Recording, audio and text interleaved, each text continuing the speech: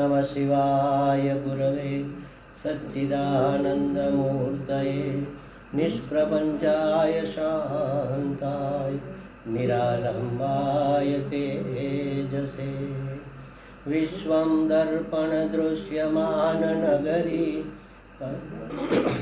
विश्वं दर्पणदृश्यमाननगरी तुल्यं निजान्तर्गतं पश्यन्नात्मनि मायया बहिरिवोद्भूतं यथा निद्रया यत्साक्षात् कुरुते प्रबोधसमये स्वात्मानमेवाद्वयम् तस्मै श्रीगुरुमूर्तये नमः इदं श्रीदक्षिणामूर्तये जन्माद्यस्य यतोऽन्वयादितरतः चार्थोऽस्वभिघ्नस्वराट् तेने ब्रह्महृदाय आदिकवये मुह्यन्ति यत्सूरयः तेजो वारिमृदां यथा विनिमयो यत्र त्रिसर्गो मृषा धाम्ना स्वेन सदा निरस्तकुहकं सत्यं परं धीमहि सत्यं परं धीमहि। श्रीकृष्णाय वासुदेवाय हरये परमात्मने प्रणतक्लेशनाशाय गोविन्दाय नमो नमः। सच्चिदानन्दरूपाय विश्वोत्पत्त्यादिहेतवे तापत्रयविनाशाय श्रीकृष्णाय वयं नमः। ॐ सहनाववतु सहनौ भुनक्तु सह वीर्यं करवावहै तेजस्विनावधीतमस्तु मा विद्विषावहै। ॐ शान्ति शान्ति शान्तिः। ॐ भद्रन्नो अपि वातय मनः। ॐ शान्ति शान्ति शान्तिः। हरिः ॐ श्रीगुरुभ्यो नमः। हरिः ॐ।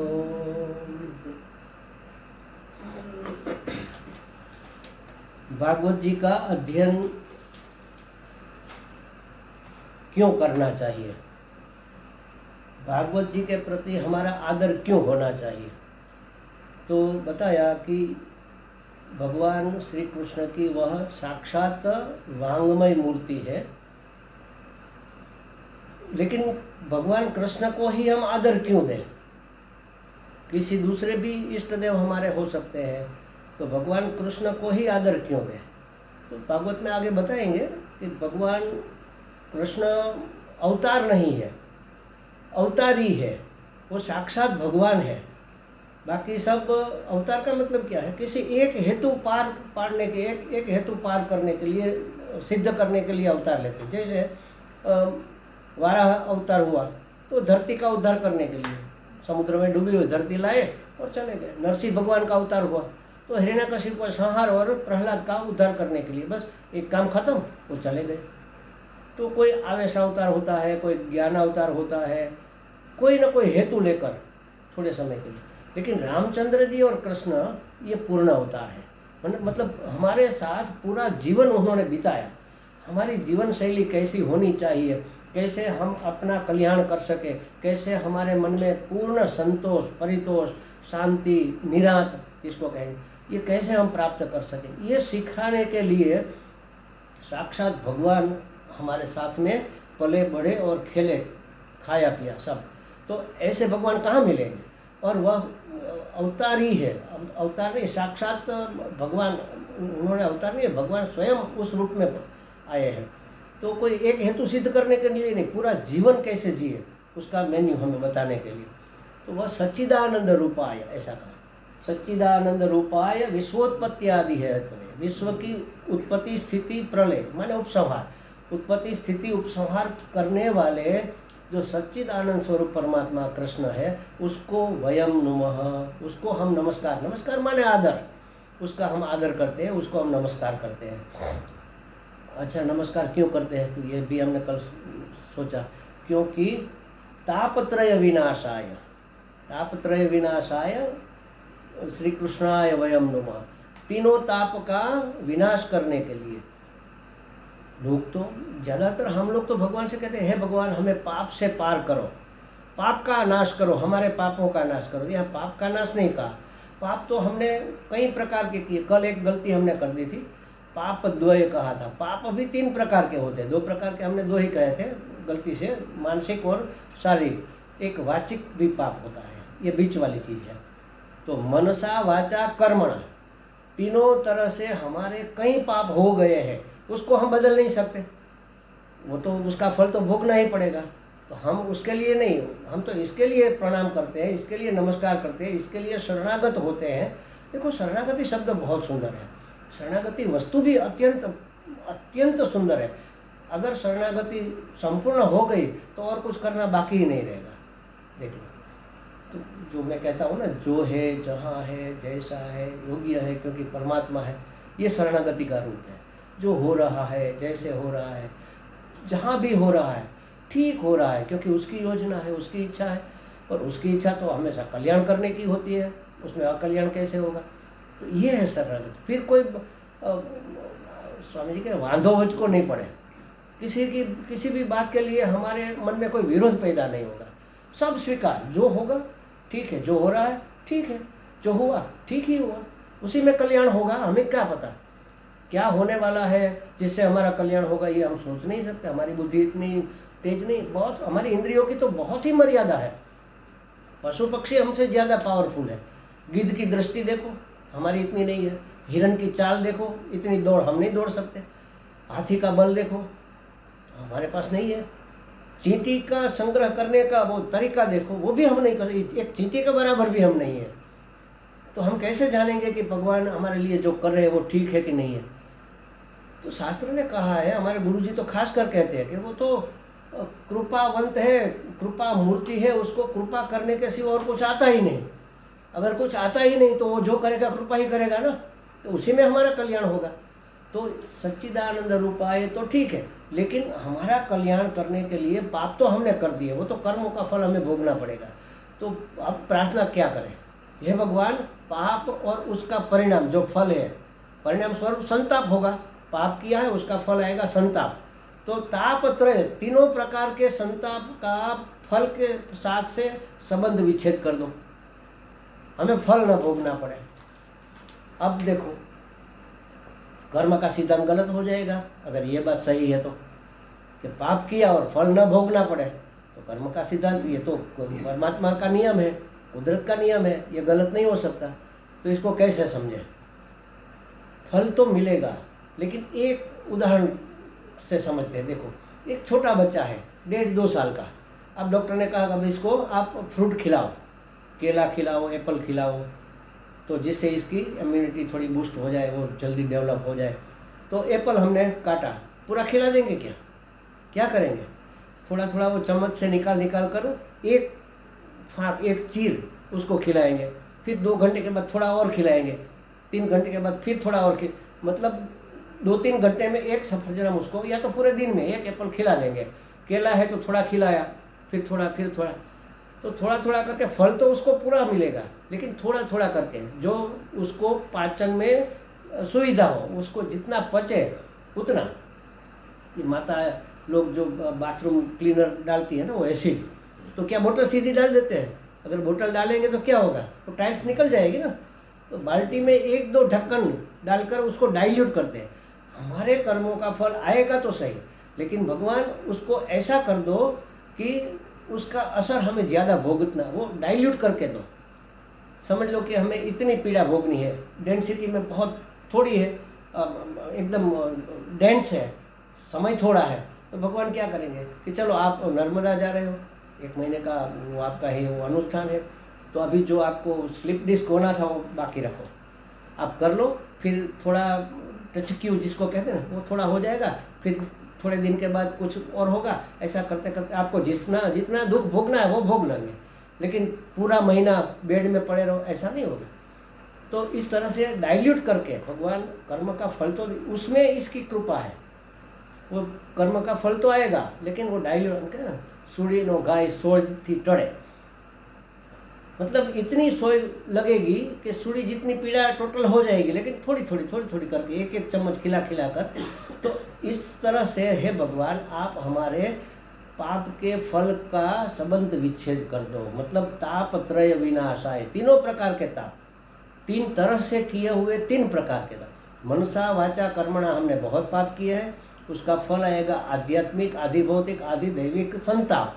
उस संताप को आप थोड़ा डाइल्यूट करके हमें जितना हम सहन कर सके बस उस प्रकार से आप देख लो, हमारी यात्रा में हमारी उसमें कोई बाधा न पहुँचे, वो तो ख्याल रखेगा ही ना, उसका तो वही काम है। तो ये कथा चल रही है महाराज, कथा का मतलब अखंड जी महाराज ने बहुत सुंदर व्याख्या की। देखो कथा ये प्रकार वचन इसको कहते हैं, ये प्रकार वचन है, जैसे ये न प्रकारेण यथा, और कहा तेन प्रकारेण तथा, सर्व प्रकारेण सर्वथा, ये शब्द हम बोलते हैं ना।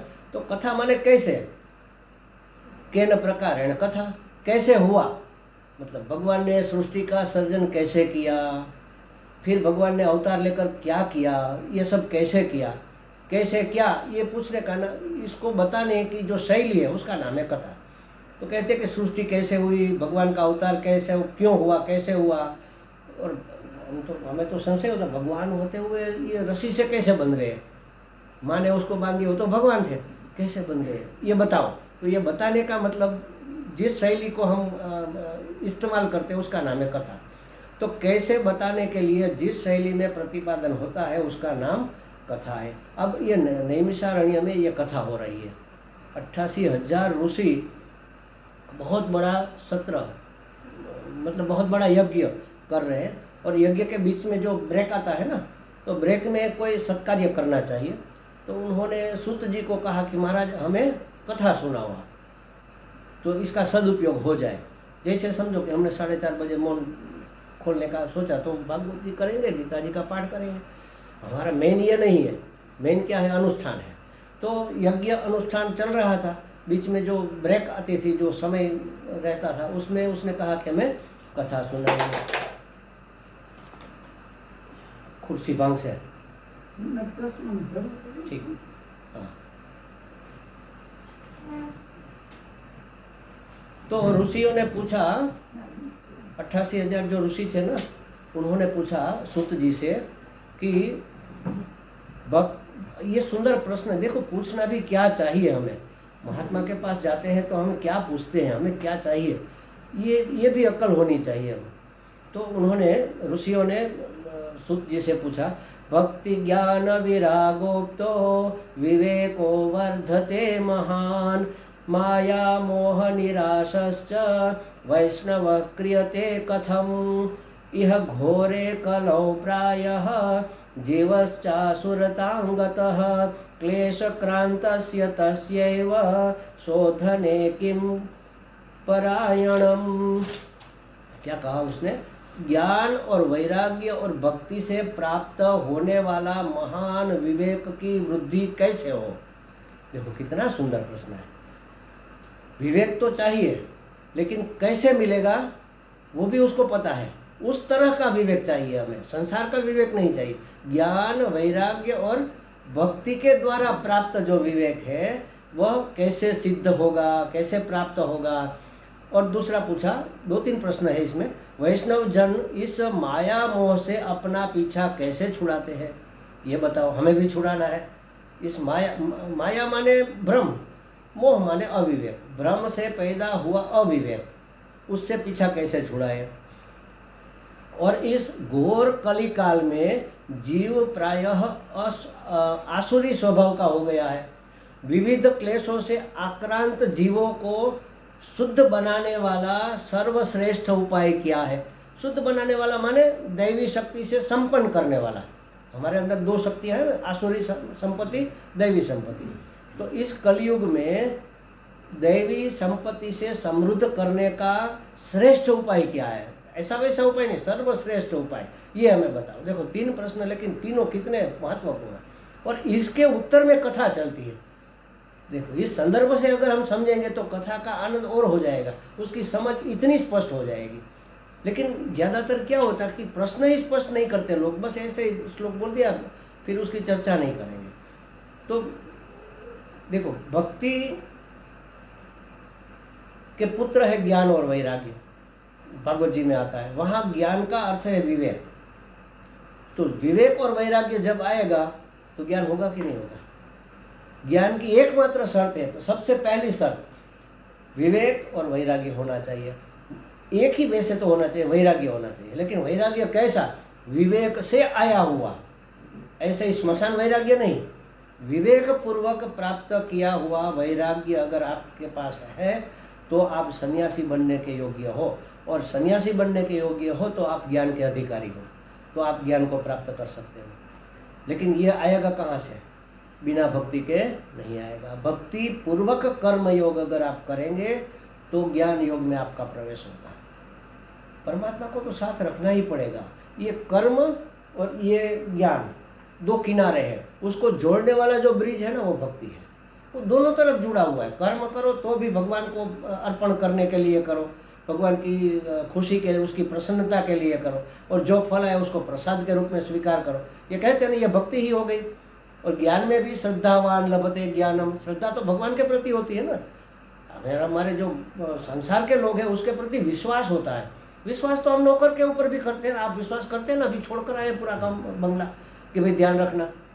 विश्वास तो नौकर के ऊपर, एसटी के ड्राइवर के ऊपर भी विश्वास करते हैं कि भाई ये सही ठिकाने ले जाएगा। श्रद्धा में विश्वास प्लस आदर होता है। श्रद्धा माता पिता के प्रति होती है, श्रद्धा गुरु के प्रति होती है। उसमें विश्वास तो है लेकिन उसके साथ आदर भी है। तो भगवान के ऊपर विश्वास तो है, भगवान के प्रति आदर भी है, प्रेम भी है, परम प्रेम माने भक्ति। तो ये श्रद्धावान लभते ज्ञान, इसलिए ऐसा कहा। तो ज्ञान में श्रद्धा होती है, तो श्रद्धा तो भगवान से जुड़े बगैर होती नहीं। तो भक्ति दोनों तरफ, एक छोर पर ज्ञान है, दूसरे छोर पर कर्म है। तो इस तरह से अगर हम भक्ति के द्वारा ज्ञान वैराग्य को प्राप्त करेंगे, सिद्ध करेंगे, तो ही हमारा उद्धार होने वाला है, वरना जन्म मृत्यु के चक्र से हम पार नहीं जा पाएंगे। तो ये पूछा कि किस तरह से ऐसी विवेक बुद्धि हमें प्राप्त हो जो श्रद्धा युक्त, माने भक्ति और ज्ञान और वैराग्य से प्राप्त विवेक कैसे हमें मिले। तो उसका उपाय बताएंगे। मतलब भागवत में उसी की बातें हैं, तो जहाँ जहाँ ये बातें आती है उसको हमें पकड़ना है, इसलिए मैं इसकी चर्चा कर रहा हूँ। और वैष्णव जब माया मोह से कैसे छूटे, देखो ये तीन चीज़ें हैं जो मनुष्य को बांधे हुए। ये तीन चीज़ अगर हमारे जीवन में से निकल जाए, आप जीवन मुक्त हो गए। अहमता, ममता और कामना। अब हम क्या करते हैं कि भाई अहंकार बहुत है, उसको छोड़ना है मुझे। नहीं छूटेगा महाराज, अहंकार छूटता नहीं है। मैंने कई बार कहा है, जैसे समझो उदाहरण में देता हूँ कि ये हमारा जीवन है, ये हुआ अहमता, ये हुई ममता, ये हुई कामना। अब मुझे अहमता छोड़नी है, कैसे छूटेगी? पहले कामना छोड़नी पड़ेगी, फिर ममता छोड़नी पड़ेगी, तब अहंकार जाएगा। और अहंकार जाएगा भी नहीं, फिर भी नहीं जाएगा। अहंकार मरता नहीं है, उसको डाइवर्ट करना होता है, उसकी दिशा बदल दो। अहंकार संसार के प्रति, अपने शरीर के प्रति, अपने समृद्धि के प्रति, अपने विद्या बुद्धि धन वंश इत्यादि के प्रति हमारा अहंकार होता है। अरे हम किसके बेटे आपको पता नहीं, आप हमें पहचानते नहीं, मैं कौन हूँ, ये अहंकार हुआ। अब उसको भगवान की ओर, संसार की ओर से मोड़कर भगवान की ओर कर दो। अरे हम तो भगवान के भक्त हैं, हमें ऐसा शोभा नहीं देता। ये सात्विक अहंकार हो गया। अहंकार अभी राजसिक और तामसिक है, उसको सात्विक बनाना है। अहंकार छूटेगा नहीं, ममता छूटेगी, लेकिन भगवान के जो भक्त है उसके प्रति ममता रहेगी, उसका भी मुंह छोड़ दे। कामना तो संसार की कामना नहीं करनी है, लेकिन मुक्ति की तो करनी है ना। तो मुक्ति की कामना कामना नहीं है, वो तो अपना स्वरूप है ना। मैं अपने आप को कैसे प्राप्त करने की इच्छा कर सकता हूँ? मैं अपने आप को तो प्राप्त हुई। तो ये कामना कामना नहीं है, ये ममता ममता नहीं है, और भगवान के लिए किया हुआ अहंकार अहंकार नहीं है। कहने का मतलब ये है कि अहमता ममता कामना जो छोड़ने की बात हो रही है ना, तो उसको सात्विक बनाने की बात है। क्यों? क्योंकि परमात्मा संपूर्ण शुद्ध सत्व है, शुद्ध सत्व स्वरूप है। थोड़ी भी अशुद्धि रह जाएगी तो हम उससे मिल नहीं पाएंगे। तो शुद्ध सत्व के लिए ये तीनों को डाइवर्ट करना है। अब अभी हम संसार के प्रति अभिमुख हैं, बस भगवान के प्रति अभिमुख हो जाओ और कुछ नहीं करना है। मैं कई बार उदाहरण देता हूँ कि बारिश का मौसम था और 2 दिन से बारिश बहुत आ रही थी, लाइट 2 दिन से थी नहीं, तो डीपवेल चल नहीं सकता और कॉर्पोरेशन का पानी आया नहीं था, घर में पानी ख़त्म। अब रसोई करनी है, माँ कहे कि पानी कहाँ से लाए, अरे इतनी तो बारिश हो रही है लेकिन ये पानी तो गंदा है। तो एक छोटी बेटी थी, उसको एक पतीला दिया, कहा कि जाओ खड़ी रह जाओ, तुम वैसे भी भीगने जा रही हो तो पतीला पकड़ कर रखो, पानी आ जाएगा तो उसमें से हम रसोई का काम कर लेंगे। 10-15-20 मिनट हो गई, नदियाँ बह रही है समझ लो, आ नहीं रही लड़की। फिर बुलाया, अरे क्या कर रही हो बेटी, जल्दी आओ। तो आ गई, लाओ पतीला दिया, पानी नहीं, एक बूंद भी पानी नहीं। पानी तो नहीं, पतीला अंदर से बिल्कुल कोरा, भीगा भी नहीं। अरे ये कैसे, इतनी तो बारिश हो रही है। तो माँ मैं तो, आपने कहा पतीला लेकर खड़ी हो जाओ, मैं तो खड़ी रही, लेकिन पतीला उल्टा था। अब सीधा करे तभी तो अंदर पानी आएगा। अभी हमारा मुख संसार की तरफ है, अभिमुख संसार, बस भगवान की ओर मुख मोड़ना है बस, और कुछ नहीं करना। अपने आप वो तो बरस रहा है, अन्नधार बरस रहा है। हमारी अभिमुखता अगर उसके प्रति हो जाए तो उद्धार निश्चित है। तो ये कथा हो रही, उसमें ये देखो कितने सुंदर सुंदर प्रश्न कहा है कि माया मोह से कैसे छूटे। बस हर एक प्रश्न का एक ही उत्तर है, भगवान की ओर अभिमुख हो जाओ। बस हर एक प्रश्न का एक ही उत्तर, मास्टर की, उसके अभिमुख हो जाओ। जो भी करो उसके लिए करो, उसी को ध्यान में रख कर करो। जो भी सोचो, खाओ पियो बैठो उठो, जो भी करो बस भगवान को केंद्र में रखो, अभिमुखता हो गई। अभी हम क्या करते हैं, शरीर और संसार दोनों एक ही, ये शरीर संसार का ही एक भाग है। या तो हम शरीर के बारे में सोचेंगे, या शरीर के सगे संबंधियों के बारे में सोचेंगे, या संसार के बारे में सोचेंगे। सब संसार ही है पूरा का पूरा। तो उसकी और हमारी जो अभिमुखता है उसको बदल कर, किसी को छोड़ना भागना नहीं है महाराज। लेकिन जैसे वो कहते थे ना स्वामी एक रसानंद जी, पत्नी किसने दी, भगवान ने दी, तो किसकी हुई पत्नी, किसकी, भगवान की। बेटा भगवान ने दिया ना, बेटा किसका, भगवान का। तो मेरा मेरा क्यों करते हो, भगवान तुम्हारे हैं, इस नाते इसको तुम प्रेम करो, पालो पोसो। ठीक, गुरुजी हमें प्रिय है तो गुरुजी का पूरा परिवार प्रिय होगा ना। अरे ये गुरुजी की बहन है, अरे ये गुरुजी के भाई है, तो उसके प्रति भी हमारा तो प्रेम होगा ना, वो तो अपने लगेंगे। तो भगवान का बेटा है, भगवान की पत्नी है, भगवान के पड़ोसी है, भगवान की संपत्ति है। बस इस हिसाब से भगवान को केंद्र में रखो ना, तो अभिमुखता हो गई। ये माया मोह से छूटने का उपाय बताएंगे आगे पूरा विस्तार से। और कहते कि इस घोर कली काल में दैवी संपत्ति से संपन्न करने वाला श्रेष्ठ उपाय क्या है, ये बताओ। और आगे कहते हैं, श्रेयसां यद् भवेत् श्रेयः पावनानां च पावनम् कृष्ण प्राप्तिकरं शाश्वत साधनम तद्वदाधुना। अधुना, अभी के अभी बताओ। अधुना माने अभी के अभी बताओ। क्या बताना है अभी के अभी, आप हमें कोई ऐसा शाश्वत साधन बताइए। शाश्वत माने आज काम में आए और कल न, ऐसा नहीं, हमेशा रहे, ऐसा शाश्वत सनातन साधन बताइए जो सबसे अधिकाधिक कल्याणकारी हो। ऐसा वैसा सबसे अधिक कल्याण करने वाला, टॉप की चीज़ ही हमें चाहिए। बस बीच वाला मिडल ये लो थोड़ा अभी करो फिर बाद में बताएंगे, ऐसा नहीं। अभी बताओ और सबसे श्रेष्ठ साधन बताओ।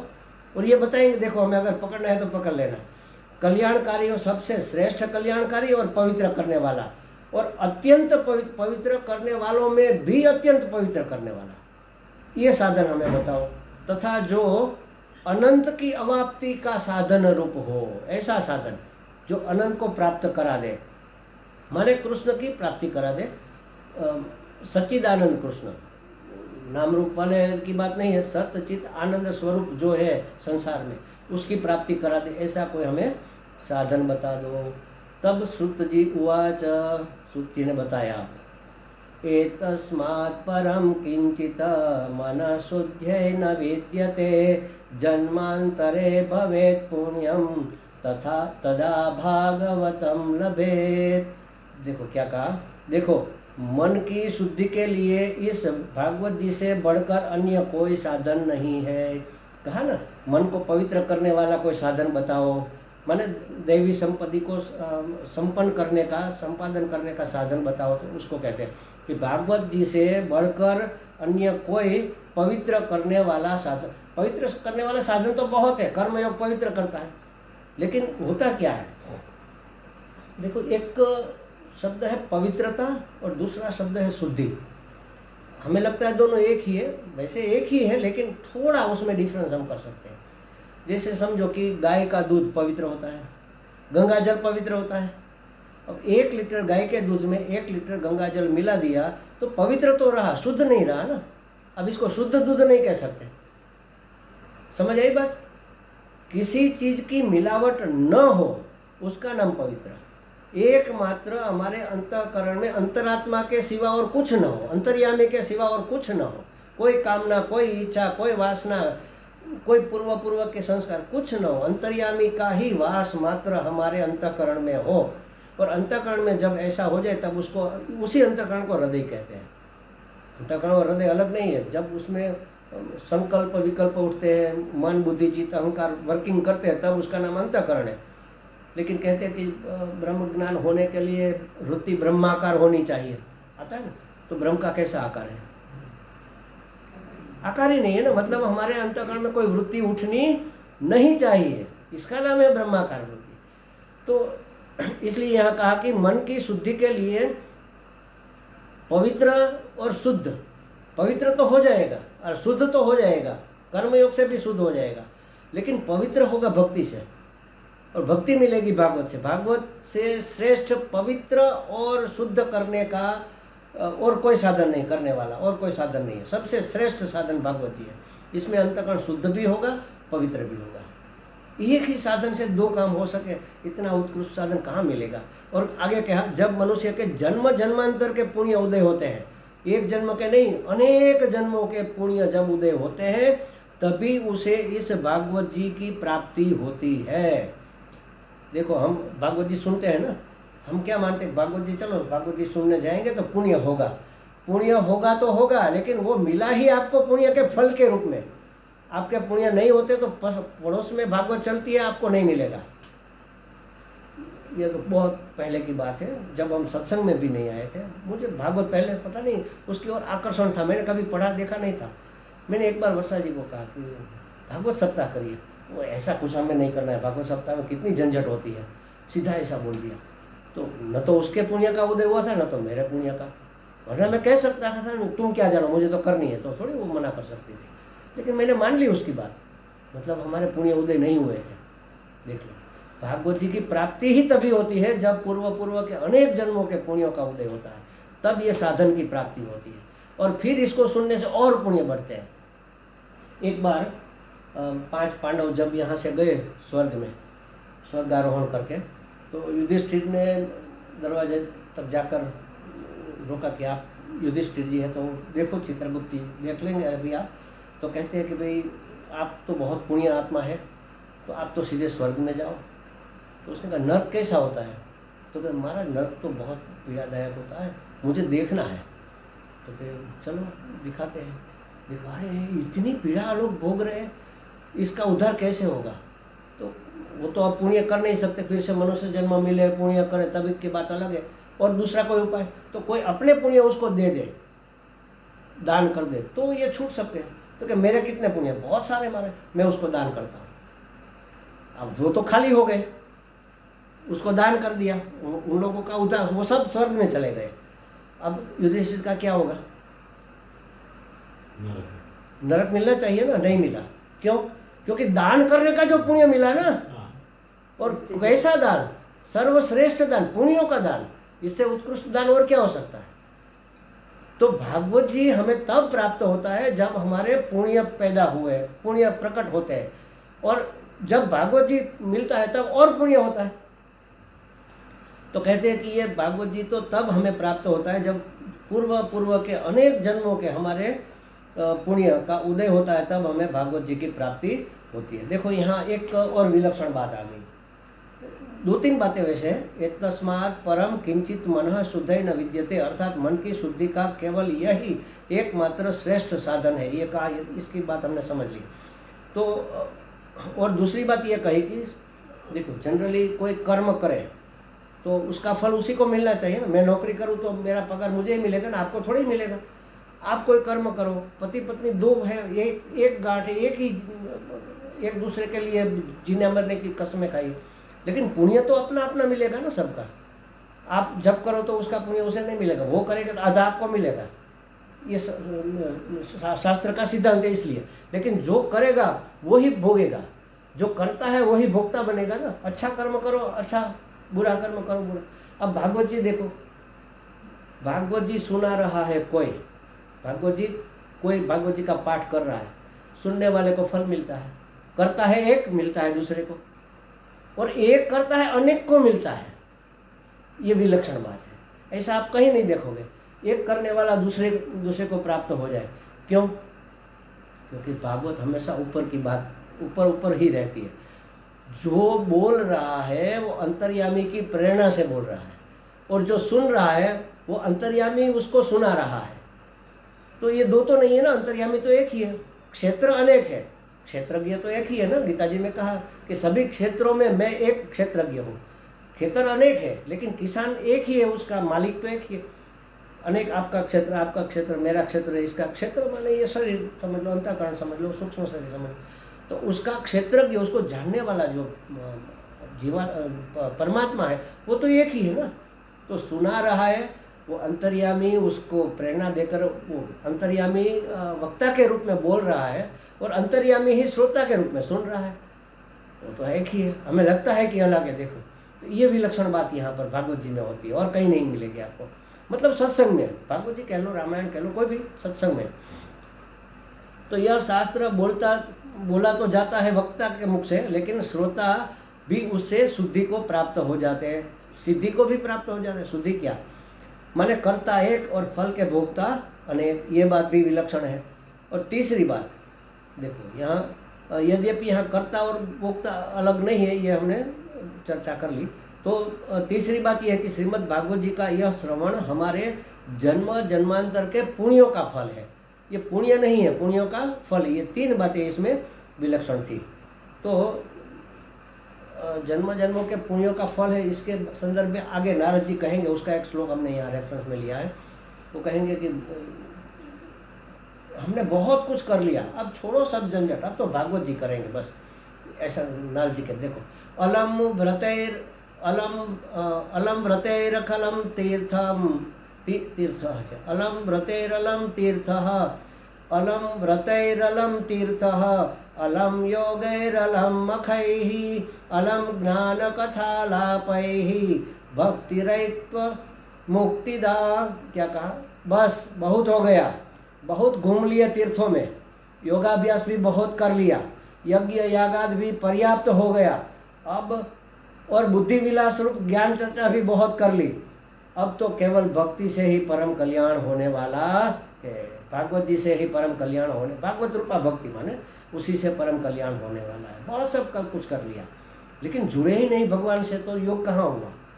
जुड़े ही नहीं भगवान से, तो फिर आपने जो भी किया वो तो खाली ऊपर की बातें हुई, अंदर तक तो आप गए नहीं, हार्दिक को तो आपने छुआ नहीं। तो इसलिए कहते हैं कि बहुत कर लिए यज्ञ हमने, बहुत कथा भी सुन ली, बहुत तीर्थों में भी घूम लिए, योगाभ्यास भी बहुत कर लिया, यज्ञ याग भी बहुत पर्याप्त हो गया, बुद्धि विलास रूप ज्ञान चर्चा अगर बुद्धि विलास रूप नहीं है तो काम की है, लेकिन बुद्धि विलास रूप वो वाद विवाद करते हैं ना ऐसे, अरे तुम क्या जानो, इसका अर्थ ये नहीं ये होता है, ये बुद्धि विलास है। तो मैंने कई बार ये वाक्य बोला है कि बुद्धि में रहा हुआ और वाणी से बहता हुआ ज्ञान कल्याण नहीं कर सकता। बुद्धि में रहा हुआ और वाणी से बहता हुआ ज्ञान कल्याण नहीं कर सकता। वो अंतःकरण में, अपने हृदय में, अपने व्यवहार में उतरना चाहिए। अगर व्यवहार में वह ज्ञान नहीं है तो सिर्फ बुद्धि में रहा हुआ ज्ञान, बहुत लोग बहुत अच्छी बातें करते हैं लेकिन उसके जीवन में वो उतरा नहीं होता है, तो वो कल्याण नहीं होता उसका। इतने ज्ञानी लोग हमने देखे, कितने हम सुने तो हम अवाक रह जाए, करे क्या बात कही, क्या ऊंची बात कही, उसके जीवन में कोई असर नहीं। हमारे यहाँ कई साधक हैं 40-40, 50-50 वर्ष से ये सत्संग सुन रहे हैं, वेदांत का सत्संग 40-50 साल से सुने। इस स्वामी जी को हमने सुना, उस स्वामी जी को सुना, और रेगुलर डेली सुनते हैं और पढ़ते भी बहुत है, लेकिन उसके जीवन में एक बूंद भी नहीं पड़ी। क्या करें? देखो तो क्या काम की, वो काम तो करता है, कोई चीज़ वेस्ट तो नहीं जाती, लेकिन वो क्या कहते हैं उसको, मद को छोड़कर मदपुरे को पकड़ रहे हैं। मद छोड़ दिए फफा खांडे जेम, ऐसा भी होता है जमाने में। तब सूत जी ने कहा, अभी सूत जी की चर्चा चल रही ना, हाँ नारद जी की बात चल रही, तो उसने कहा कि ये बहुत हमने कर लिया, अब इसकी कोई आवश्यकता नहीं है। ज्ञान वैराग्य की महत्ता प्रस्थापित करते हुए एक बार गोकर्ण जी ने भी कहा था, भागवत के जो महात्म्य में आता है, उन्होंने वैराग्य कैसा होना चाहिए उसके बारे में भी बात कही थी। उसने कहा था कि वो अपने पिताजी को उपदेश दे रहे थे कि पिताजी अब छोड़ो झंझट, परिवार का मोह छोड़ दो आप, वरना आप दुखी रहोगे। उसका बेटा वो धुंधुकारी नालायक निकल गया, पिता बहुत दुखी हो गए।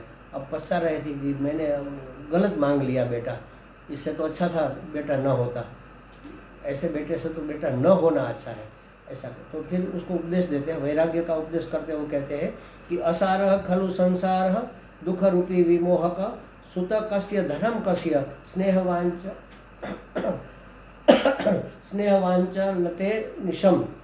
माने किसका बेटा, किसका धन, किसका घर, ये सब छोड़ के चले जाना। आप अब आप मोह छोड़ दो, बेटों का, बच्चों का, घर का, परिवार का मोह छोड़ दो और आप वन में चले जाओ।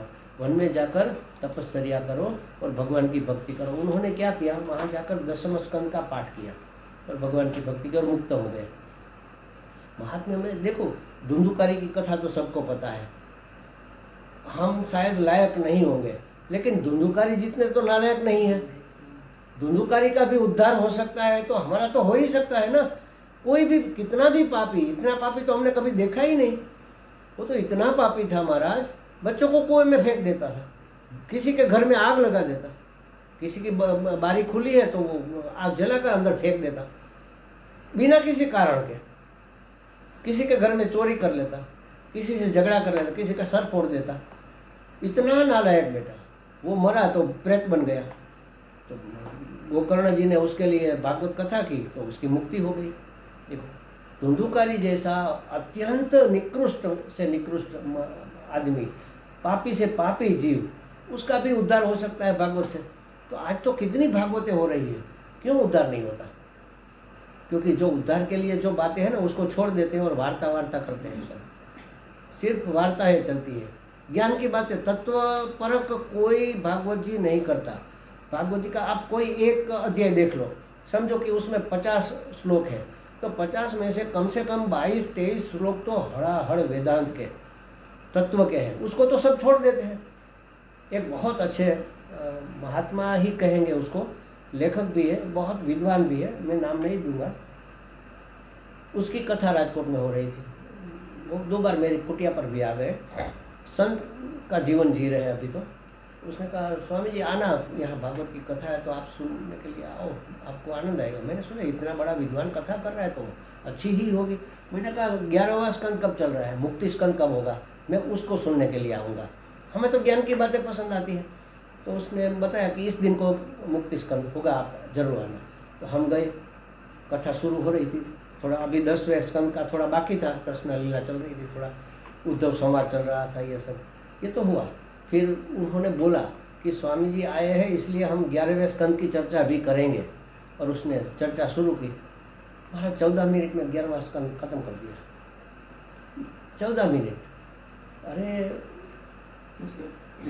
हो सकता है कभी 2-3 बातें बस ऐसे वैसे बता दी। और वो भी क्या बताया, वो दत्तात्रेय वाली बात, अवधूत की बात, कि उसने ऐसे इतने गुरु किए, वहाँ से ये सीखा, वहाँ से ये सीखा, वहाँ से बात हो गई, बस खत्म। तो कोई ज्ञान की बात करता ही नहीं ना, भागवत उद्धारक है। मैं तो कहता हूँ, एक बार हम गए थे कहीं, भागवत चल रही थी, हमारे मित्र थे सत्यानंद जी, उसकी भागवत में, उसने कहा स्वामी जी थोड़ा 10-15 मिनट थोड़ा बोल लो। तो मैंने सबसे पहली बात यह कही कि ये जिसने भी भागवत कराई है किसके लिए कराई है, तो अपने पिता माता के उद्धार के लिए, अपने पूर्वजों के उद्धार के लिए। अब हमें तो श्रद्धा है अपने माता पिता में, हम तो भागवत कराएंगे। अब ये कलयुग चल रहा है, अपने बच्चे हमारा उद्धार के लिए कराएंगे कि नहीं कराएंगे किसको पता। तो हम ही क्यों ना अपने उद्धार के लिए कर लें, अपना उद्धार स्वयं क्यों ना कर लें। आप इस तरह से भागवत सुनो कि आपका उद्धार हो जाए। और ये महात्मा बहुत अच्छे महात्मा थे, अच्छी कथा करते, एक एक शब्द पकड़ना और उसको जीवन में उतारना। अब ये आशा मत रखना कि हमारे बच्चे हमारे लिए भागवत करके हमारा उद्धार करेंगे। तो ऐसा सोचना ही क्यों, हम अपना उद्धार क्यों नहीं करेंगे? अपना हाथ जगन्नाथ, स्वयं का उद्धार करो ना। तो ये नहीं करते आजकल कोई, इसलिए कहते हैं कि बहुत हो गया, अब तो सिर्फ भक्ति से ही उद्धार होगा, भागवत प्रोक्त भक्ति, उससे ही, ऐसा नारद जी कहते हैं। तो प्रथम, अब चतुर्थ स्कंद की हम चर्चा शुरू की, ये तो थोड़ी भूमिका के लिए किया। चतुर्थ स्कंद में पहला जो अध्याय है उसमें स्वयंभू मनु की पुत्रियों का वंश बताया गया है। इससे हमें कोई ज़्यादा मतलब नहीं है, 2-3 बातें हैं महत्वपूर्ण, लेकिन इसको हम, इसकी चर्चा में हम नहीं पढ़ेंगे। और द्वितीय अध्याय है भगवान शिव जी और दक्ष का जो मन मुटाव हो गया उसके बारे में है।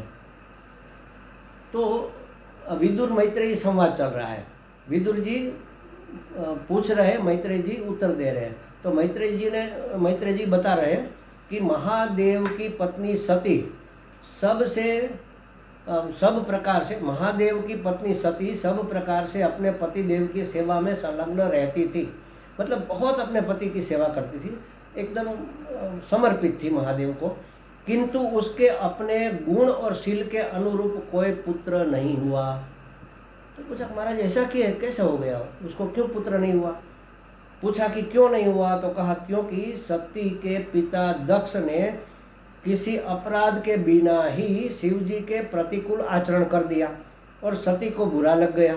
तो युवावस्था में ही सती ने अपने योगाग्नि से अपने शरीर को त्याग दिया, पुत्र होने से पहले ही अपने शरीर को, तो उसका वंश नहीं चला, मतलब ये वंश की बात चल रही थी ना, तो उसका वंश नहीं चला। तो ऐसा अब दूसरे अध्याय में कहते हैं कि दक्ष प्रजापति विदुर जी ने पूछा कि दक्ष प्रजापति ने अपनी पुत्री सती जी का अनादर करके शीलवानों में सर्वश्रेष्ठ शिव जी से द्वेष क्यों किया, क्यों उससे द्वेष हो गया?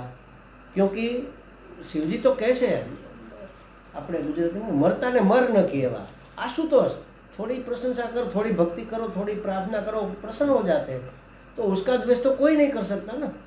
अगर उसके पास समझो कि बहुत सारी धन संपत्ति है तो हमें ईर्षा होगी, क्या है उसके पास है हमारे पास नहीं, वो भी नहीं है उसके पास, वो तो नंग धड़ंग घूमते हैं, श्मशान में रहते, भस्म लगा कर बैठे होते हैं, कौन उसका द्वेष करेगा? और देने वाले को तो इतना दे देते हैं, विधाता भी चक्कर में पड़ जाते हैं। एक बार तो विधाता स्वयं आए सती जी से फरियाद करने के लिए कि माता जी आप जरा शिव जी को समझाओ, मैं जो लेख लिखता हूँ महाराज जी उसको बदल देते हैं।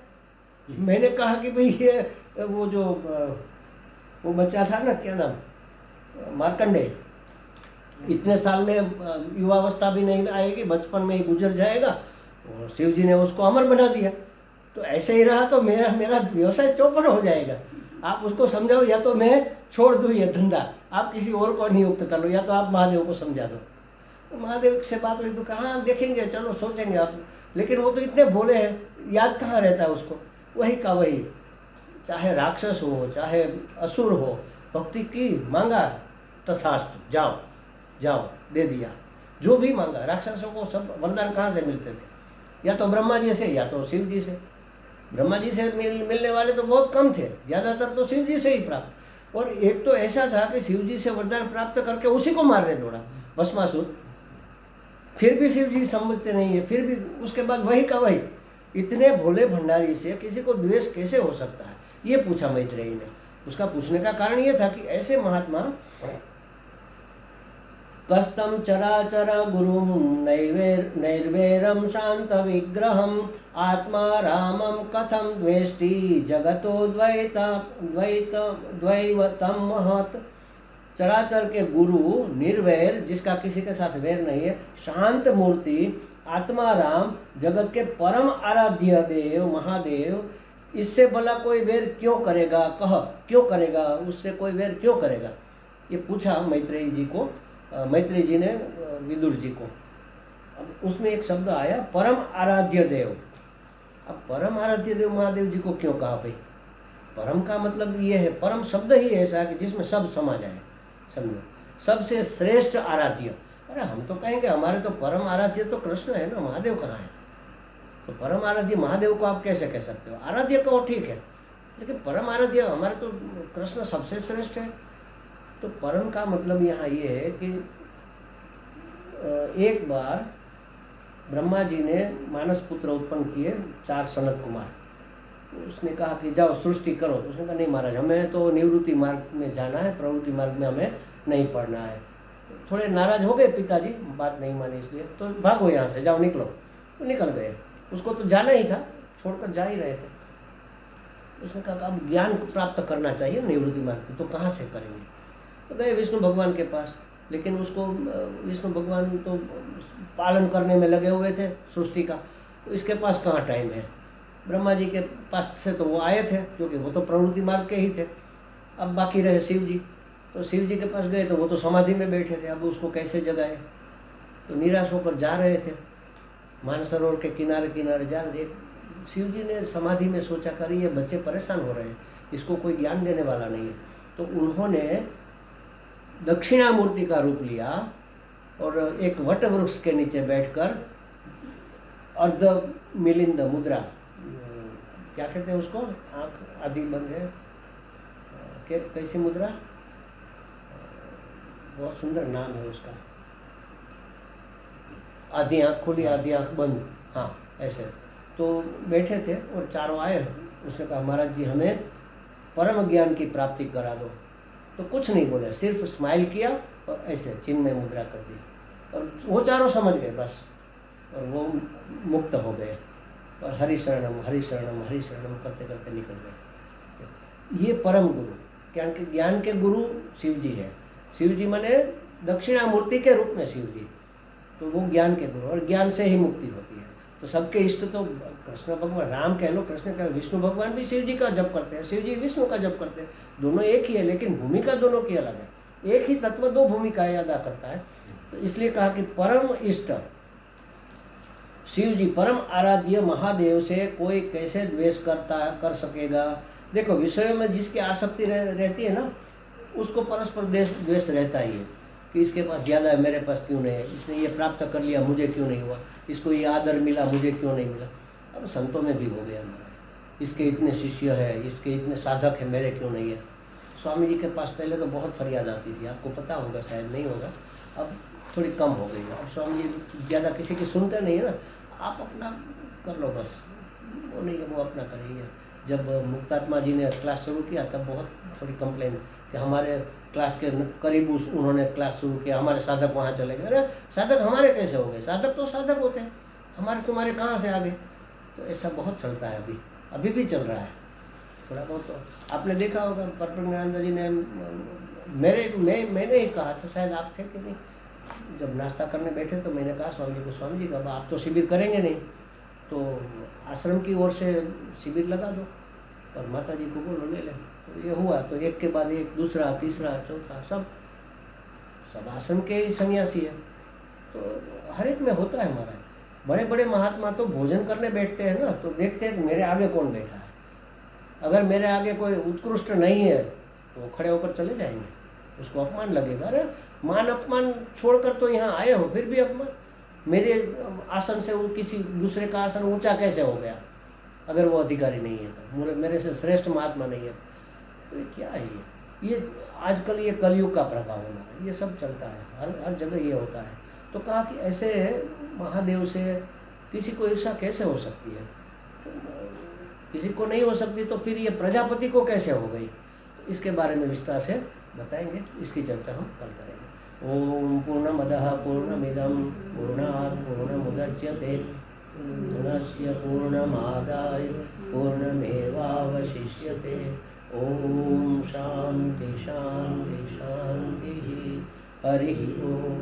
श्री गुरुभ्यो नमः। हरि ओम।